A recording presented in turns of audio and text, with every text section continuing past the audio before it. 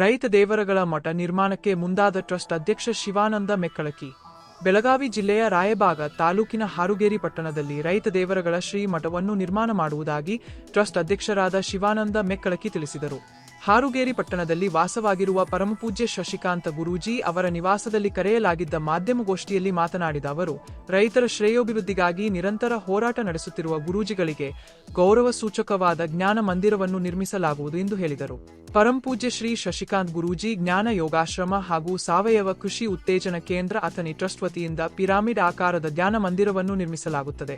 ಸಾಧಕರ ಸಾಧನೆಗೆ ಅನುಕೂಲವಾಗುವ ರೀತಿಯಲ್ಲಿ ವಿನ್ಯಾಸಗೊಳ್ಳುವ ಈ ಮಂದಿರವನ್ನು ರೈತ ದೇವರಗಳ ಶ್ರೀ ಮಠ ಎಂದು ನಾಮಕರಣ ಮಾಡಲಾಗಿದ್ದು, ಇದು ಸಂಪೂರ್ಣವಾಗಿ ರೈತ ಸಮುದಾಯಕ್ಕೆ ಸಮರ್ಪಿತ ಮಠವಾಗಿರಲಿದೆ ಎಂದು ತಿಳಿಸಿದರು.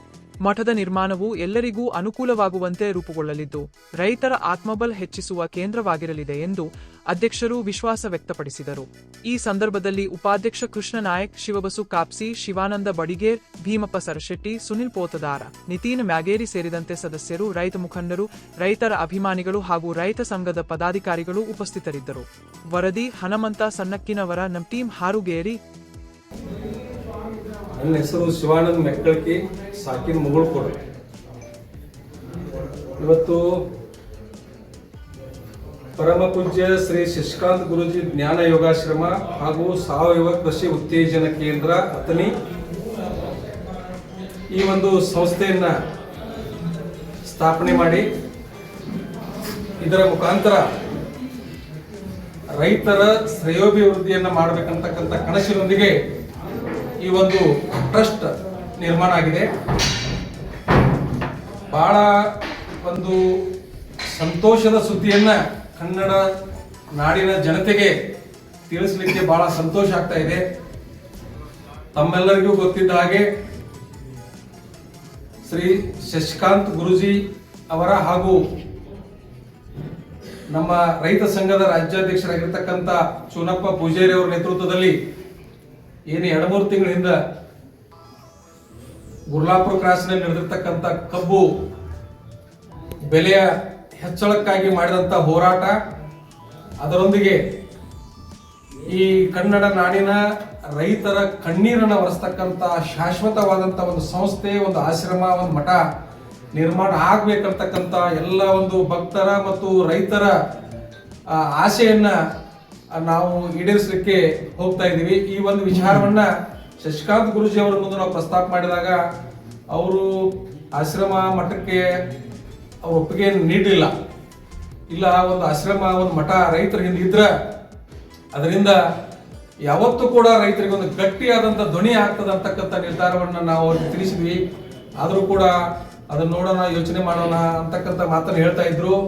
ನಾವು ಮುಗುಳ್ಕೋಡದ ಶ್ರೀ ಮುರುಘರಾಜೇಂದ್ರ ಮಹಾಸ್ವಾಮಿಗಳವರ ಹತ್ತಿರ ಹೋಗಿ ವಿಚಾರವನ್ನು ತಿಳಿಸಿದಾಗ ಅವರಿಲ್ಲ, ಇದು ಬಹಳ ಒಳ್ಳೆಯ ವಿಚಾರ ಐತಿ, ಮತ್ತು ರೈತರಿಗೆ ಗಟ್ಟಿ ಧ್ವನಿ ಆಗ್ಲಿಕ್ಕೆ ಮತ್ತು ಈ ನಾಡಿನಲ್ಲಿ ಸಾವಯವ ಕೃಷಿ ಅಂತಕ್ಕಂಥ ಒಂದು ಏನೊಂದು ಕಾನ್ಸೆಪ್ಟ್ ಬರೀ ಹೇಳುವುದು ಬಿಡುವುದು ಆಗ್ತಾ ಇದೆ. ಅದನ್ನ ನಾವು ಕಾರ್ಯ ರೂಪಕ್ಕೆ ತರಬೇಕಾದ್ರೆ ಒಂದು ರೈತರ ಮಠ ಅಂತಕ್ಕಂಥ ಮಠ ಆಗ್ಬೇಕಂತ ಹೇಳಿ ಗುರುಗಳು ಬಹಳ ಒತ್ತಾಸೆಯಿಂದ ಸ್ವತಃ ಗುರುಗಳನ್ನ ಕರೆದ, ಇಲ್ಲ ನೀವು ಒಪ್ಕೊಂಡ ಈ ಮಠಕ್ಕೆ ಮಾಡ್ಲಿಕ್ಕೆ ಒಪ್ಪಿಗೆ ಕೊಡ್ಬೇಕಂತ ಹೇಳಿದಾಗ ಗುರುಗಳು ಒಪ್ಪಿದ್ರಂತರ ನಾವು ಎಲ್ಲ ಜನ ಸೇರ್ಕೊಂಡು ನನ್ನನ್ನು ಟ್ರಸ್ಟ್ ಅಧ್ಯಕ್ಷನಾಗಿ, ಮತ್ತೆ ಕೃಷ್ಣ ನಾಯಕ್ ಅವರು ಉಪಾಧ್ಯಕ್ಷರಾಗಿ, ಶಿವಪುತ್ರ ಬಡಗೇರ್ ಅವರು ಇದರ ಕಾರ್ಯದರ್ಶಿಯಾಗಿ, ಮತ್ತು ಕಾಪ್ಸಿ ಅವರು ಮತ್ತೆ ಈ ನಮ್ಮ ಸುನಿಲ್ ಅವರೆಲ್ಲ ಒಂದು ಸದಸ್ಯರಾಗಿ 11 ಮಂದಿ ಒಂದು ಟ್ರಸ್ಟ್ ಅನ್ನ ನಿರ್ಮಾಣ ಮಾಡಿದೀವಿ.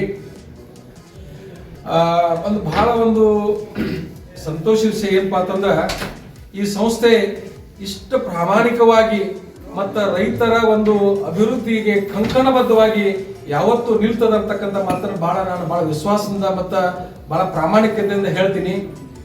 ವಿಚಾರ ಏನಪ್ಪಾ ಅಂತಂದ್ರ, ನಮ್ಮ ಭಾಗದಾಗ ಒಂದು ಗುರುಗಳಿಗೆ ಅವರು ಆತ್ಮಜ್ಞಾನಿಗಳಾಗಿರೋದ್ರಿಂದ ಯಾವತ್ತೂ ಅವರು ಆತ್ಮಜ್ಞಾನ ಮಾಡಲಿಕ್ಕೆ ಒಂದು ಉತ್ತಮವಾದಂತ ಒಂದು ಗುರು ನಿವಾಸ ಅಂದ್ರೆ ಧ್ಯಾನ ಮಂದಿರವನ್ನು ನಿರ್ಮಾಣ ಮಾಡಬೇಕು.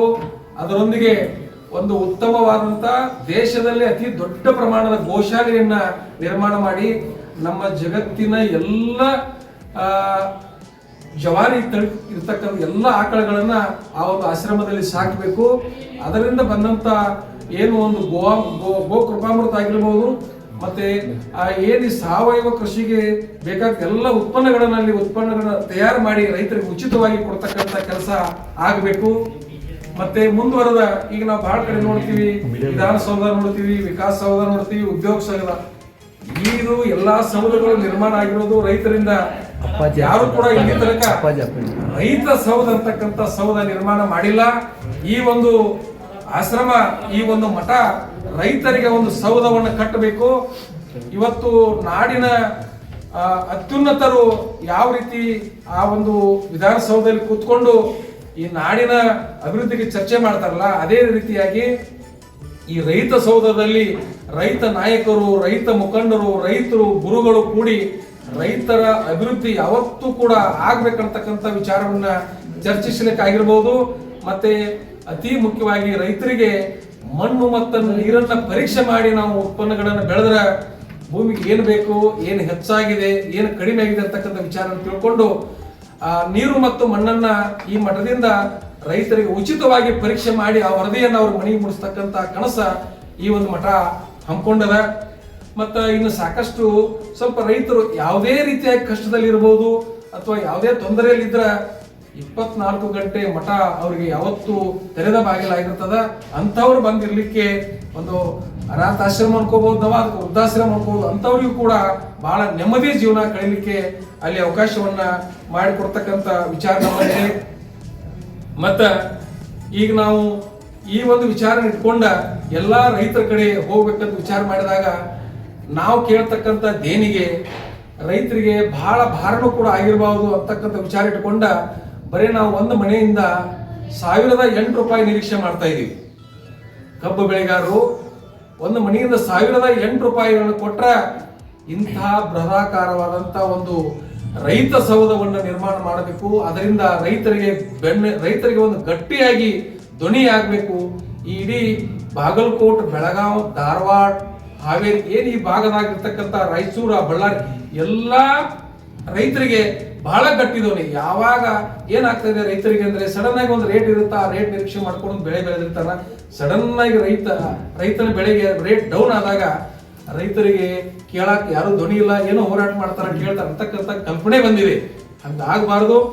ರೈತರಿಗೆ ಆತರ ಅನ್ಯಾಯವಾಗಬಾರ್ದಂಗ ಒಂದು ಗಟ್ಟಿ ಧ್ವನಿ ಮಾಡ್ಲಿಕ್ಕೆ ಈ ಮಠ ನಿರ್ಮಾಣ ಆಗ್ತಾ ಇದೆ. ಮತ್ತೆ ಇದರೊಂದಿಗೆ ನಮ್ಮ ಪರಮ ಪೂಜ್ಯ ಶಶಿಕಾಂತ್ ಗುರುಜಿ ಅವರು ಬಹಳ ನಿಷ್ಕಲ್ಮಶವಾದಂತ ಒಂದು ಮನಸ್ಸು, ಅಂತ ಹೃದಯಗಳಾಗಿರ್ತಕ್ಕಂಥ ಒಬ್ಬ ಸ್ವಾಮೀಜಿಗಳಾಗಿದ್ದಾರೆ. ಅವರಿಗೆ ಈ ಒಂದು ಆಶ್ರಮ, ಅವರ ಯೋಗ, ಅವರ ಜಪ ತಪ ಧ್ಯಾನಕ್ಕೆ ಅನುಕೂಲ ಆಗಲಿ ಅಂತಕ್ಕಂಥ, ಮತ್ತೆ ಇನ್ನೂ ಬೇರೆ ಮಹಾತ್ಮರು ಬಂದಾಗ ಕೂಡ ಅವ್ರಿಗೆ ಅನುಕೂಲ ಆಗಲಿ ಅಂತಕ್ಕಂಥ ವಿಚಾರ ಇಟ್ಕೊಂಡ ಈ ಮಠ ನಿರ್ಮಾಣ ಮಾಡ್ತಾ ಇದೀವಿ. ಮತ್ತೆ ಈ ಮಠಕ್ಕೆ ನಾವೇನಂದ್ರ ಇದನ್ನ ಹೆಸರು ಹೆಂಗ್ ಕೊಟ್ಟಿವಿ ಅಂದ್ರ ರೈತ ದೇವರುಗಳ ಶ್ರೀಮಠ ಅಂತ ಹೆಸರು ಕೊಟ್ಟಿವಿ. ಯಾಕಂತಂದ್ರ ಈ ಮಠದಲ್ಲಿ ಬಂದ್ರ ನಿಮ್ಗೆ ರೈತರ ಕಾನ್ಸೆಪ್ಟ್ ಅನ್ನ ನಿಮ್ ತಲೆಯಾಗ ಬರ್ಬೇಕು. ರೈತರಿಗೆ ಒಳ್ಳೇದಾಗ್ಬೇಕಾದ್ರೆ ನಾವ್ ಏನ್ ಮಾಡ್ಬೇಕು, ಸರ್ಕಾರಗಳಿಗೆ ನಾವ್ ಏನ್ ಹೇಳ್ಬೇಕಂತಕ್ಕಂಥ ವಿಚಾರ ಇದರಲ್ಲಿ ಇರಬೇಕು. ಆತ್ಮಜ್ಞಾನ ಮತ್ತು ಈ ರೈತಕಿ ಎರಡೂ ಜೊತೆಯಾದ್ರ ನಾವು ಉತ್ತಮವಾದಂತ ರಾಷ್ಟ್ರ ನಿರ್ಮಾಣ ಮಾಡ್ಲಿಕ್ಕೆ ಸಾಧ್ಯದ ಅಂತಕ್ಕಂಥ ವಿಚಾರ ನಮ್ಮದಾಗ್ಯದ. ಅದಕ್ಕಾಗಿ ತಾವೆಲ್ಲ ಕೂಡ ಈ ಮಾಧ್ಯಮ ಮಿತ್ರರು, ಬಂಧುಗಳು ಈ ವಿಚಾರವನ್ನ ಎಲ್ಲ ರೈತ ಬಂಧುಗಳಿಗೆ ತಿಳಿಸಂತ ಕೆಲಸ ತಾವು ಮಾಡ್ತಿರತಕ್ಕಂಥ ವಿಶ್ವಾಸದಿಂದ ತಮ್ಮ ಮುಂದೆ ವಿಚಾರವನ್ನು ಇಟ್ಟಿದೀವಿ. ಮತ್ತ ಇದರಲ್ಲಿ ಬಹಳ ಟ್ರಾನ್ಸ್ಪರೆನ್ಸಿ ಇರ್ತದ. ನಮ್ಗೆ ಟ್ರಸ್ಟ್ ಹೆಸರಲ್ಲಿ ಅಕೌಂಟ್ ಇದೆ, SBI ದಲ್ಲಿ ಟ್ರಸ್ಟ್ ಇದೆ, ಇದು ರಿಜಿಸ್ಟ್ರೇಷನ್ ಇದೆ. ಮತ್ತೆ ಇಲ್ಲಿ ಯಾವುದೇ ಕೂಡ 100% ಇದು ಪಾರದರ್ಶಕತೆ ಇದೆ ನಮ್ಮಲ್ಲಿ. ನೀವು ಕೊಡ್ತಕ್ಕಂಥ 1008 ರೂಪಾಯಿ ನೇರವಾಗಿ ಅಕೌಂಟ್ ಜಮಾ ಮಾಡ್ಲಿಕ್ಕೆ ನಾವು ಕೊಡ್ತಕ್ಕಂಥ ನಾವೇನ್ ಕೊಡ್ತೀವಿ ನೀವು ರಸೀದಿ, ಆ ರಸೀದಿಯಲ್ಲಿ QR ಕೋಡ್ ಇರುತ್ತ. ನೀವು ಡೈರೆಕ್ಟ್ ಆಗಿ QR ಕೋಡ್ಕ ನೀವು ಸ್ಕ್ಯಾನ್ ಮಾಡಿಬಿಟ್ರ ಆ ರೊಕ್ಕ ಹೋಗಿ ಟ್ರಸ್ಟಿಗೆ ಬೀಳ್ತದ. ಆ ಟ್ರಸ್ಟ್ ಅಲ್ಲಿ ನಿಮ್ಗೆ ಪರಮ ಪೂಜ್ಯ ಶಶಿಕಾಂತ್ ಗುರುಜಿ ಜ್ಞಾನ ಯೋಗಾಶ್ರಮ ಅಂತ ನಿಮಗೆ ಬರ್ತದ. ಅದರಲ್ಲಿ ಅದಕ್ಕಾಗಿ ಯಾವುದೇ ಕೂಡ ನಾವು ರೈತರಿಗೆ ಒತ್ತಾಯ ಮಾಡ್ತೀವಿ, ನೀವು 1008 ರೂಪಾಯಿ ಕೊಡೋದೇ ದೊಡ್ಡ ವಿಚಾರ ಅಲ್ಲ. ನೀವು ದಯವಿಟ್ಟು 1008 ರೂಪಾಯಿ ಕೊಟ್ಟು ಈ ಸಂಸ್ಥೆಯನ್ನು ಹುಟ್ಟು ಹಾಕ್ರಿ. ಮುಂದೆ ಇದರಿಂದ ನಿಮಗೆ ಬಹಳ ದೊಡ್ಡ ಪ್ರಮಾಣದಾಗ ಪ್ರತಿಫಲ ಸಿಗ್ತದ. ಇಡೀ ನಾಡಿನ ಜನತೆ ಇದರಿಂದ ಬಹಳ ಒಳ್ಳೆ ಕೆಲಸವನ್ನು ನೋಡೋದ, ಬಹಳ ಕಂಕಣಬದ್ಧವಾಗಿ ನಿಂತಿರ್ತಕ್ಕಂಥ ಒಂದು ತಂಡ ಎಲ್ಲ ರೈತ ಸಂಘಟನೆಗಳೊಂದಿಗೆ, ರೈತ ಮುಖಂಡರೊಂದಿಗೆ ಪ್ರತಿ ಮನೆಗೆ ನಾವು ಆ ಒಂದು ರಸೀದಿ ಮುಟ್ಟುವಂತ ಕೆಲಸವನ್ನು ಮಾಡ್ತೀವಿ. ಜಿಲ್ಲೆಯಾದ್ಯಂತ ಬೆಳಗಾವಿ ಜಿಲ್ಲೆ ಮತ್ತು ಬಾಗಲಕೋಟೆ ಜಿಲ್ಲೆ ಪ್ರತಿ ರೈತರ ಮನೆಗೆ ಕೊಡಿಸ್ತೀವಿ. ಬಂದಂತ ಹಣವನ್ನು ಪಾರದರ್ಶಕವಾಗಿ ನಿಮ್ಮ ಮುಂದೆ ಇಟ್ಟು ನಿಮ್ ಕೂಡ ಯೋಚನೆ ಮಾಡಿ ಯಾವ ತರ ಎಲ್ಲ ಯೋಜನೆಗಳನ್ನು ಹಾಕೋಬೇಕಂತಕ್ಕಂಥ ವಿಚಾರ ನಮ್ಮಲ್ಲಿ ಅದ. ಅದಕ್ಕೆ ಎಲ್ಲ ಮಾಧ್ಯಮ ಮಿತ್ರರು ತಮ್ಮ ಮುಖಾಂತರ ಎಲ್ಲ ರೈತರಿಗೆ ಇದನ್ನು ಸುದ್ದಿ ಮೂಡಿಸುವಂತ ಕೆಲಸ ನಿಮ್ಮಲ್ಲಿ ಆಗಲಿ, ನಿಮ್ಮ ಆಶೀರ್ವಾದ ಕೂಡ ಇದಕ್ಕೆ ಇರಲಿ ಅಂತಕ್ಕಂಥ ಮಾತನ್ನ ಹೇಳಿ ನನ್ನ 2 ಮಾತುಗಳನ್ನು ಮುಗಿಸ್ತೀನಿ. ನಮಸ್ಕಾರ.